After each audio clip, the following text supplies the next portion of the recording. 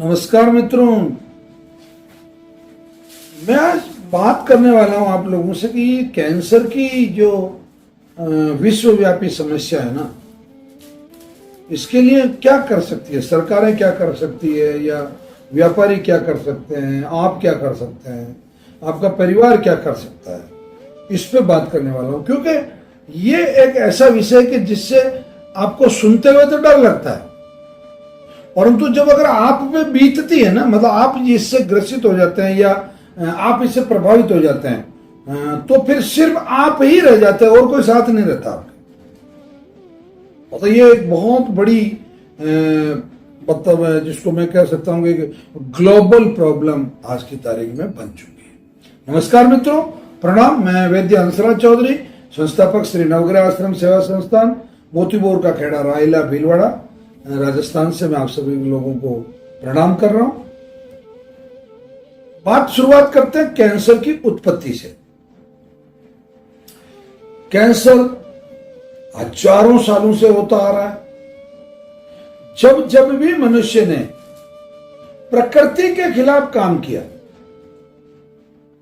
तो प्रकृति ने मनुष्य की जो सामान्य कोशिकाएं हैं, उन सामान्य कोशिकाओं को धर्म परिवर्तित करने के लिए, धर्म से अभिप्राय मेरा यहाँ हिंदू मुस्लिम सिख ईसाई से नहीं है, धर्म से मतलब ये है कि वो जो प्रोटोकॉल है, वो जो नियमावली है, वो जो कि भाई कोशिकाओं का विभाजन 1 से 2 के क्रम में होगा, इतनी उम्र के बाद में कोशिका मर जाएगी, या ये जो सुनने वाली कोशिकाएं हैं, सूंघने वाली कोशिकाएं हैं, पाचन करने वाली कोशिकाएं, तो मतलब जिस कोशिका का जो काम दिया गया वही काम करेगी और कहीं इधर उधर पर्यटन नहीं करेगी।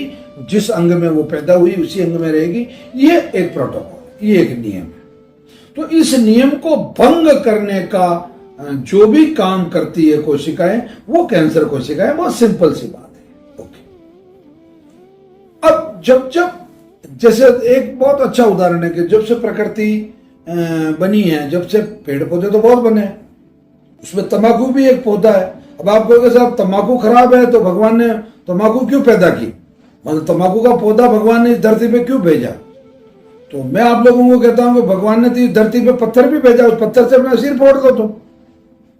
या भगवान ने तो इस धरती पे जहर भी बनाया, तुम जहर पी लो ना दूध की जगह, या चाय की जगह जहर पीना शुरू कर दो। भगवान ने तो इस दुनिया में ट्रक और बसें और ट्रेनें भी बनाई, तुम ट्रेन से जाके उसमें यात्रा क्यों करते हो? बचीड़ खा के मर जाओ उससे। तो ये कोई तर्क नहीं हुआ कि भाई भगवान ने पैदा किया, तंबाकू बनाया धरती पे, हम तो इसलिए तंबाकू खा रहे हैं। या भगवान ने मुर्गा बनाया इसलिए हम मुर्गे को काट के खा रहे हैं। क्यों? मुर्गे का दूसरा रूप नहीं हो सकता क्या? आप उसके अंडे को प्रोटीन के रूप में इस्तेमाल नहीं कर सकते क्या? या वो सुबह 5 बजे आपको बांग दे के उठाता नहीं है क्या? मतलब मूल बात यह है कि आप जब जब प्रकृति के खिलाफ जाएंगे तो प्रकृति आपको मतलब सजा देने के लिए, सबक देने के लिए मतलब ऐसा काम करेगी जिस काम से आपको परेशानी होगी, यानी कि आपकी जो सेल्स है वो डिसऑर्डर होगी।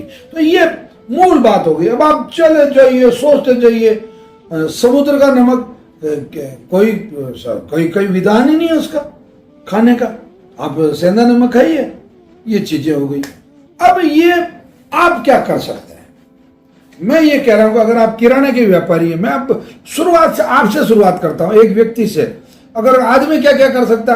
तंबाकू नहीं खा सकता, नहीं खाना चाहिए, बीड़ी नहीं पीना चाहिए, सिगरेट नहीं पीना चाहिए, गुटखा नहीं खाना चाहिए, शराब नहीं पीना चाहिए, नॉनवेज नहीं खाना चाहिए, समुद्र का सेंधा नमक नहीं खाना चाहिए, ये समुद्र का जो नमक है उसको नहीं खाना चाहिए, उसकी जगह सेंधा नमक खाना चाहिए। सफेद शक्कर की जगह चीनी, ये जो कारखानों से जो क्रिस्टल शुगर आती है, उसकी जगह आपको गन्ने का रस पीना चाहिए या गुड़ खाना चाहिए। तो ये प्रोटोकॉल तो बना हुआ है, परंतु आप उसको पालना नहीं कर रहे। ये तो हो गया व्यक्तिगत रूप से। सिंथेटिक कपड़े नहीं पहनने चाहिए, ज्यादा स्ट्रेस नहीं रखना चाहिए, रिफाइंड ऑयल नहीं खाना चाहिए, ये आपके लिए प्रोटोकॉल हो गया। मत करो ये काम, नहीं होगा कैंसर। मैं कह रहा हूं नहीं होगा, बिल्कुल नहीं हो सकता आपको। आप एक बार पालन तो करके देखो। दूसरा, आप एक दुकानदार हैं तो आपको तंबाकू नहीं बेचना चाहिए, गुटखा नहीं बेचना चाहिए, समुद्र का सफेद नमक नहीं बेचना चाहिए। इसकी जगह क्या बेचना चाहिए आपको? सेंधा नमक बेचना चाहिए। रिफाइंड ऑयल की जगह सामान्य ऑयल बेचना चाहिए। आप व्यापारी हैं, ये काम करिए ना। आप अगर अखबार के संपादक हैं तो आपको कैंसर के खिलाफ लेख लिखने चाहिए। आप अगर पत्रकार हैं तो जो कैंसर के लिए बहुत अच्छी जो संस्थाएं बहुत अच्छा काम कर रही है, उन संस्थाओं की गतिविधियों को आपको प्रोत्साहित करना चाहिए। आप अगर दूरदर्शन के डायरेक्टर हैं तो आप कैंसर पे ज़्यादा से ज़्यादा आपको इंटरव्यू करवाने चाहिए उन लोगों के जो लोग ठीक हुए हैं, तो उससे उत्साहवर्धन होता है लोगों का। आप अगर सरकार में मंत्री हैं तो आपको तुरंत शराब पे रोक लगानी चाहिए, तंबाकू के उत्पादनों पे रोक लगानी चाहिए।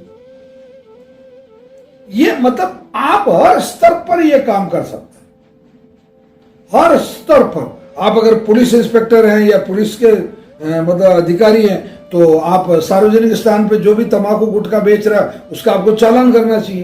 तो ये चीजें कीजिए ना भाई आप।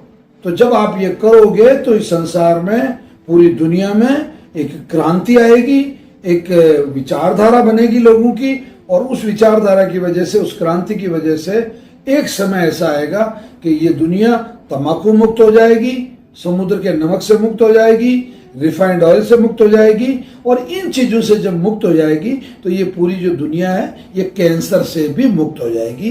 तो ये बात केवल भाषण देने की नहीं है या आप लोगों का मनोरंजन करने की नहीं है, ये बात लोगों तक पहुंचाने की है।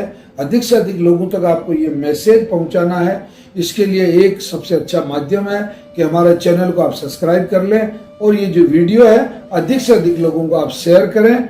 और इसके साथ ही एक बहुत महत्वपूर्ण निवेदन है कि अगर आपके परिवार में कैंसर है, किडनी है, लीवर है, डायबिटीज है, माइग्रेन है, ओवरवेट है, मिर्गी है, पागलपन है, लकवा है, हिस्टीरिया है, ऐसी 29 तरह की जो बीमारियां हैं, उन सब की चिकित्सा नवग्रह आश्रम पर परामर्श भी, औषधि भी और चिकित्सा भी, इन सभी चीज़ों को एक बहुत ही एग्रीक्रेट रूप से, एक बल्कि मैं ये कहूँ कि एक ही छत के नीचे मतलब गरीब व्यक्ति के लिए बिल्कुल निःशुल्क चिकित्सा का प्रावधान है यहाँ, और अमीर आदमी के लिए भी महीने का मुश्किल से कैंसर जैसे घातक रोग के लिए भी 4-1 हजार रुपये औषधि का खर्चा महीने का आता है।